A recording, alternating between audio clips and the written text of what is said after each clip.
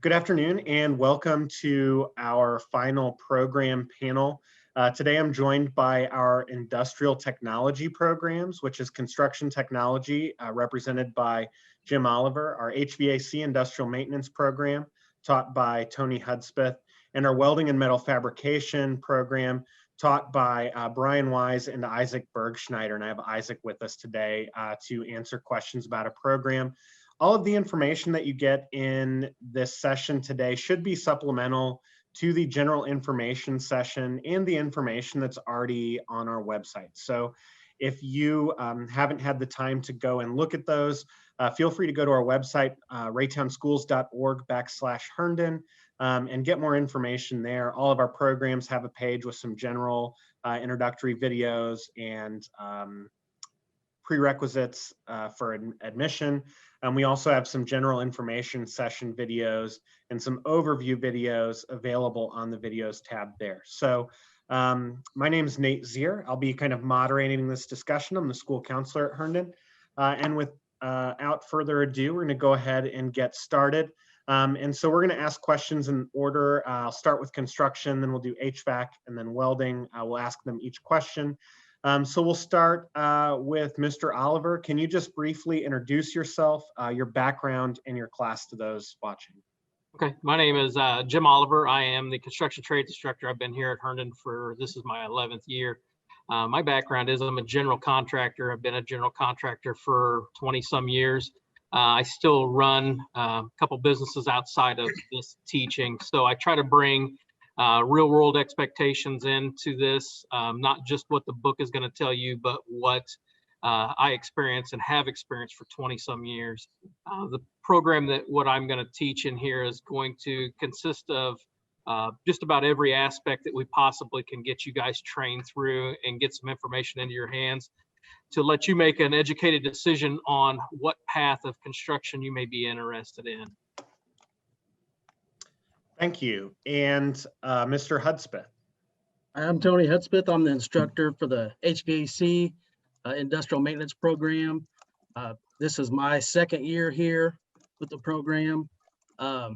Basically, our class, it's somewhat similar to the construction with Mr. Oliver's class. Our goal is to get you introduced in and, let you get your feet wet, sort of to speak, on heat and air conditioning. We cover plumbing and electrical and things like that, and kind of get you used to seeing different trades, and so you can pick a path on what direction you want to go. Excellent, thanks. And Mr. Bergschneider. How you guys doing? My name is Mr. Bergschneider. Like Nate said, I teach with Mr. Wise, who under circumstances can't be here today. This is my first year teaching. I've been in the trade for 12 years now. Our main focus in this program is not necessarily just overall set curriculum. We do a tailor-made curriculum for each student. As we go on, we teach them stick, TIG, MIG, oxy-fuel welding, even oxy-fuel cutting, plasma cutting, etc. And then depending on what they feel comfortable with, we tailor make their curriculum to them to see if there's an industry that they are interested in, and we can get them set up. Awesome, thanks. I know that each of you kind of briefly introduced your class, but could you each kind of go through and answer what some core topics of your curriculum will cover throughout the year? Mr. Oliver? Yeah, basically what we will cover in the basics will be your framing, measuring, layout, blueprint reading, plumbing, electrical, some masonry, cement type work, and then as you see behind me, some heavy equipment operation. There's a lot of other things that fall within those parameters also, but for the most part, that is the generic baseline that we're going to run with at this point. Okay, thank you. And Mr. Hudspeth? Yeah, we start off with the safety and hand and power tools and getting students introduced to that. When we'll move into communication skills, employability skills, things that employers are looking for. Then we start getting into good stuff, introduction to heating and cooling, venting, plumbing, electrical. We dig into the sheet metal manufacturing side, fabrication, duct work. And then we touch on some maintenance and operations of facilities and things like that. Thanks for that clarification. And Mr. Bergschneider. Some of our core topics are going to be stick welding, MIG welding, TIG, oxy-fuel, and then just some kind of general shop safety. There is a safety test that at the beginning of the year you have to pass 100%, and then as well as some OSHA training later on. And then a large portion will be blueprint, and then, like I said, shop safety. Okay, thank you. Programs at Herndon Career Center are really non-traditional in their duration. You see your students for 2.5 hours a day during a traditional school year. And as such, the time spent in the classroom looks really different. Can you just kind of go over how time is spent in your programs between in-class instruction, projects and lab work in a normal school year? Mr. Oliver? Yeah. As we all know, you guys are signing up to take these courses because you want to put your hands on this stuff. So we try to put the majority of what you're going to learn out into the shops to kind of give you an idea of what we do. 85% of your grade is going to be what you can do with your hands in the shop after we do cover it in a class. Not to say that there's not class work that is involved with this, but we try to make it to that point. So about 85% of the time I want to have you guys in the shop. I'd rather you show me how you're going to do something or how something's going to be done than for you to take a test and try to figure it out that way. I believe in the hands-on type experience. That's the kind of learner that I am. And I feel like that the 11 years of doing this, that's probably the majority of you guys are in that same boat. Okay, thank you. Mr. Hudspeth? Yeah, I'm with Mr. Oliver on that. Our class, at the beginning of it, we'll have to spend, a couple weeks or so in the class to get started. But I would say percentage-wise, I would say 80% of our class time is in the shop. And, there is a little bit to learn in the book, especially when you're talking about, electrical and things like that. But for the most part, all of our, 80% would be out in our lab or our shop, hands-on. Thank you. Mr. Bergschneider? Kind of following everyone else's lead, time in our shop would be about 80 to 90% of the time. Like I said, there's a pretty big portion of safety and blueprint reading. We would do all that usually before we start in the shop welding. And then a lot of our grade is going to be on hands-on learning and how you perform in the shop and how you carry yourself. Because in the shop, my shop, and Mr. Wise would agree, it's all about shop etiquette. Because standard in here is to treat this like it's a normal job, normal shop, and you got that pain in the ass boss that you mess up, he's going to let you know. Thanks. Sounds like you guys really are engaging students with a lot of great hands-on activities throughout the course of the year. All of our programs at Herndon Career Center are really designed to get students some type of industry recognized credential. These credentials kind of vary in how beneficial they are. Can you just touch base on what industry recognized credentials students can earn from your program and how this can benefit their future? Mr. Oliver? Yes, the curriculum that we have adopted for our program is based upon the Carpenter Millwright Union Hall. The curriculum is very easy to manipulate through. It's not real hard reading. It's very down to the basics, but it's things that you guys can benefit from. By taking this and completing, if you were to say come in for 2 years and complete both years, you would have the option when you completed this course to be able to enter into the Carpenter Millwright Union with a 5% increase up at this point. Which is a few dollars an hour. We're basically right now, the Carpenters Union starting at $18.63 an hour. So that would put you at 17, 18 or 18 years old, basically going into the Carpenters Union that far ahead. So there are 2 certifications that we run through them. One is our industry recognized credential, the IRC, and the other one is our TSA, Technical Service Attainment. Both of those will benefit you in the Carpenters Union or even outside of that if what you're looking for is to go into this field for a job. Okay, thank you. Mr. Hudspeth?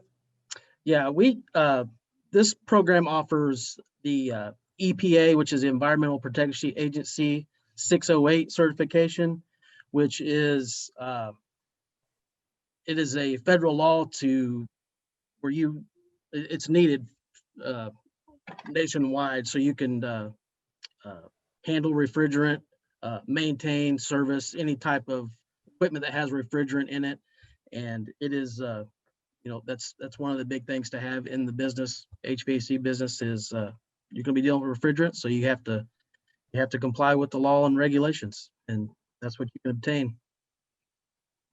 Okay. Hey, And Mr. Zier, let me say one more thing, and I'll kind of cover it for you. I hate to butt you in, but the one other thing that I will tell you that all three of our courses will cover is going to be your OSHA 10-hour training course. Yes. And we're all going to do that. As what we do is we do that as a cluster and handles all of you guys basically walking out of here with a lifetime 10-hour OSHA training card. That is something that a lot of jobs are starting to require you guys to have. And it gives you an edge when you start into those positions. Sorry. Yeah, I'm actually, nope, you're fine. I'm actually glad you mentioned it because I was going to make sure to cover that as well. So yeah, Mr. Bergschneider. Like Mr. Oliver just said, we do the OSHA 10-hour. My class will most likely be doing the general industry. I can't necessarily say that you'll be a certified welder once you leave this program, but we will provide you all the training that you would need to go out and get yourself certified. Only reason being is that if we get you certified in a specific process and somebody finds out that your instructor that taught you how to weld certified you, that could be seen as unbiased, and your certification would then be null and void. Yeah, that is true. So if anybody is watching this and knows a certified welder inspector, we are currently looking for a new partnership to help our students get their D11 structural steel license.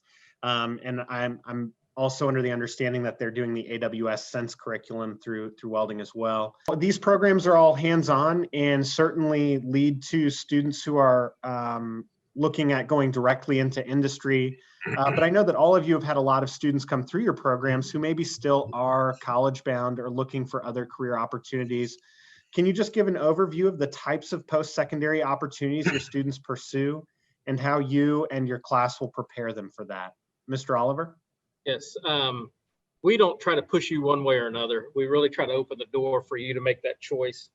Some students decide that the path is that four-year college way. Some decide that career pathway. Most of the kids that continue on, and it's about a 50-50% that runs through this course that decide to go to college, and the other 50 decide to go into the workforce. They end up deciding to chase after the construction management degree or project management. Some schools that we have in the works with trying to get some things articulated with would be Pitt State. MCC has been in some talks with them about actually getting some credits for them, being that you complete through these courses here. So there are some options. So the two programs that most of the students go through chasing after are that project management or construction management degree. Thank you. Mr. Hudspeth. Yeah, there's with the trade, with the heating and air conditioning trade, I mean, there's many paths that you can go down. I know in the past we've had a student or two that I know one of them has actually went on to UMKC. He's in the mechanical engineering program. And I believe there's one from the electrical engineering. So, community colleges, things like that. There's apprenticeships out there, on the job training, or, straight to work. And like Mr. Oliver was saying, we really don't, we're just here to kind of guide them on whatever path that they think they want to choose, not steering them one way or the other. Whatever decision, they decide is going to be good for them. I mean, it's. Excellent. Mr. Bergschneider. But kind of like they were all saying, I don't have a set plan for any particular person. We tailor make every curriculum to that individual student. For example, if you have an interest in boilermaker, pipe fitter union, sheet metal union, whatever kind of union work you want to do, me as well as Mr. Wise has plenty of industry connections. I actually know the just recently retired president of the Sheet Mill Union. Brian knows several people at the Pipe Fitter Union, so do I, Boilermaker, etc. And then there's also always the opportunity to go in for an enhanced education and go into college. Me personally, I took the Metropolitan Community College degree plan, and I'm sitting here with my welding degree, my associate's degree in weld engineering and weld management. It was one of the best things I ever did. All right, thank you. Yeah, I really like how all of you emphasize the individual nature of your programs. And I certainly don't think we can dismiss the importance of blueprint reading and some of those basic skills on the labor end for people who are entering the more advanced fields. So I'm also going to throw out a shameless thank you to the Boilermaker Union, who actually has opened up their training center for some of our welding students this year to get some more hands-on experience in light of our hybrid schedule. So if you know a Boilermaker, thank them for me. So students come into our programs with a lot of different ideas about what they may experience in your class. What is one preconceived notion, or maybe more, that students tend to come into your program having? Mr. Oliver? A lot of times we come in thinking that it's going to be all in the shop. And as Mr. Zier has said, and all of us have kind of said, there is the time for us to be in the shop, and we want to be out here as much as we can, but we have to cover things with blueprint reading, safety, things like that within that classroom setting. So I think sometimes we have a preconceived notion that we're going to come right in here and we're going to grab a hammer and a saw and we're going to go right to it. There's a lot of things that we need to kind of pick up on right at the beginning to make sure that everybody's safe, that you understand it, so that you can come out here and start applying those things. Thank you. Mr. Hudspeth? Yeah, along the same lines as Mr. Oliver was saying, a lot of them come in thinking that it's going to be 100% shop time, and that's not the case. And another thing too is, and what I've noticed in the 2 years I've been here is, the students come in and they do the tours and they come in the first day and they think, well, what's HVAC all about? And they think it's just about service work. It's about, what you see on TV from the major companies around town, a serviceman type, but there's a lot more to it than that. It's a lot more than just working on an air conditioner. So, the students are really surprised when they get going and they find out what it's all about, all the different paths and things like that. Yeah, it's definitely a lot more technical than some students recognize. Yeah. Mr. Bergschneider. Yeah, a lot of people just think you come in, start building immediately. That's not the case. We've got to get you to pass that safety test 100%. And then a lot of their work too is in blueprint reading. Blueprint reading for welding as well as any field is very jargon oriented. I can't tell you how many times someone has ruined a blueprint for me on a job because they put a welding symbol on the wrong side of where it should have been, and it turned the job into scrap. So I'm prepared to be able to take safety tests and be able to learn, or be able to be open to the idea that blueprint reading as well as welding isn't as easy as everyone says it is. There's a lot of technical know-how to learn how to weld.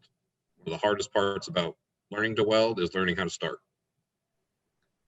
Yeah, and I think I'm going to ask just a follow-up question here, because I feel like all of your programs have a pretty heavy component with mathematics. Can you touch about some of the struggles students may have, or some of the ideas students have about the importance of the core content areas in your curriculum?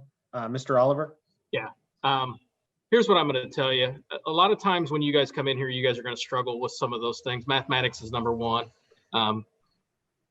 It is one of those things to where it's the way you guys are taught sometimes is a very challenging thing when you're just looking at a book. But when you come in, and I'm going to speak for all three of the courses because I believe we're all the same, we can kind of put relevance to these problems that maybe you're just looking at in a book and you can't seem to kind of figure out. A lot of times when you have that in front of you, you don't even realize some of the things that you're doing. And at the end of the day, really our job is to make you understand that sometimes it's not the hardest way to get there. It's to find the easiest and the simplest process to complete that. And a lot of times we get so caught up in mathematical things that are so difficult, we forget that there is an easy roundabout way to complete that same task.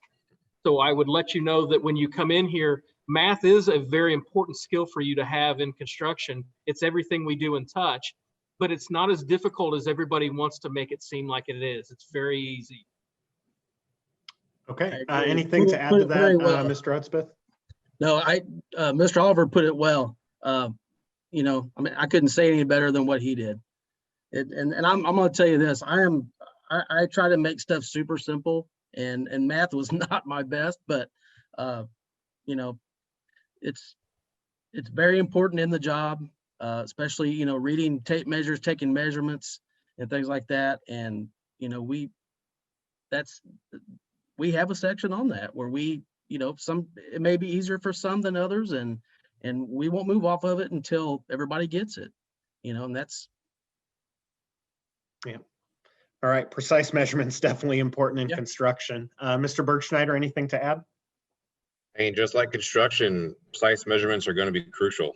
Say if you measure out a piece to 6 inches and you cut it just behind or just above, if you cut it too short, even if it's 1/8 of an inch, you potentially have just ruined the entire project. You have to be precise. You have to make good measurements, good cuts, and then you have to be able to offset the width of the blade so you know that you're making precise cuts. And like Mr. Hudspeth was just pointing out, reading a tape measure is very important. I have seniors now that are just now learning how to read a tape measure, and that's okay. Some people just haven't been wildly exposed to needing to use a tape measure.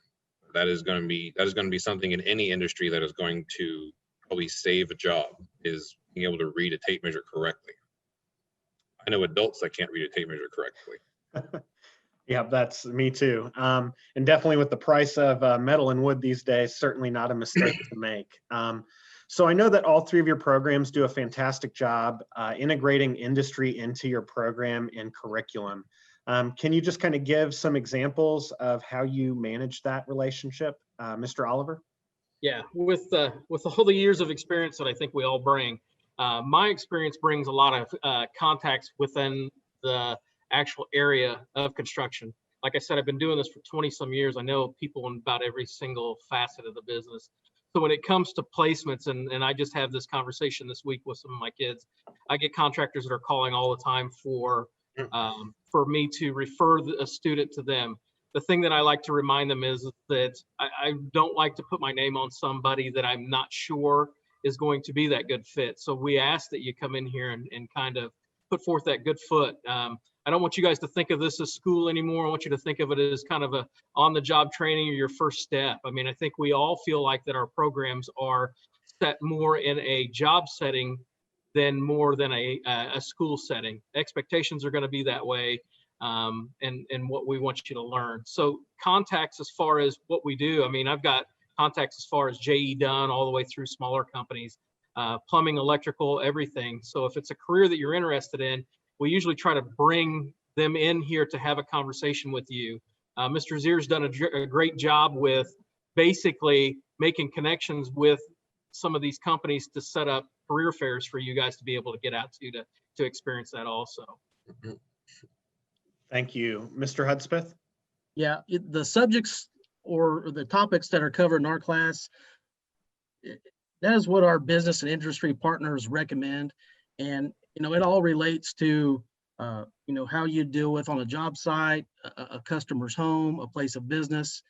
And I'm not too far removed from the industry myself. So I still have a few contacts, you know, that I talk to quite often. And really with this being sort of a new program, and props to you, Mr. Zier, and, you know, you do lots of work in making those industry contacts, and, you know, all that stuff is still building. So it's not going to do anything but get better. Thanks. And Mr. Bergschneider? Yeah, Hey, just like Mr. Oliver said, it's not really school anymore. You're on the job. You're here to be professional. You're here to be taught how to be professional, get a job, keep a job, and what you need to do to keep your head on straight. Like Mr. Zier was pointing out, props to the Boilermaker Union. In the last couple of years, we've sent them several good workers, and they're wanting to give back to the program.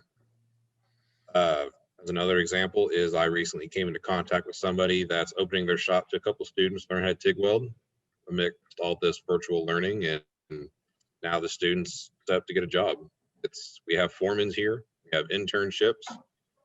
Foreman, you got to be a second-year senior, and you've got to really be able to prove yourself in the first year as well as going forward. In internships, seniors, same thing. You can prove yourself in the program, then you'll be able to go out physically in a legitimate shop, and you'll get credit for the school while you're out there getting hands-on experience in a outside the school setting.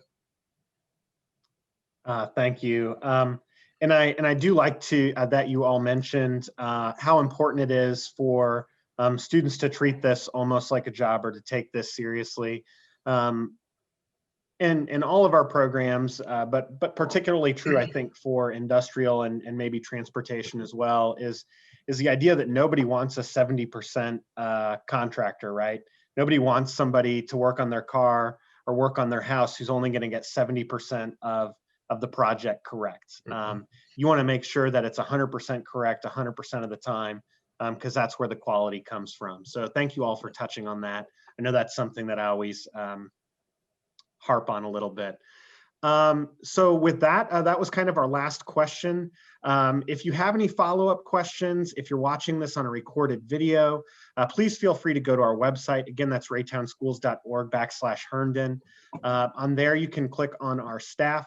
I'm sure that all of these instructors would be more than happy to answer questions from those of you who watch it. Their emails would be there. You can also email me. It's nate.zier@raytownschools.org. And I would be happy to answer any questions you might have as well in regards to the application process or any other information you'd like to know about Herndon Career Center. So with that, I'm going to stop our recording and we can take any live questions that we might have. Thanks for joining us.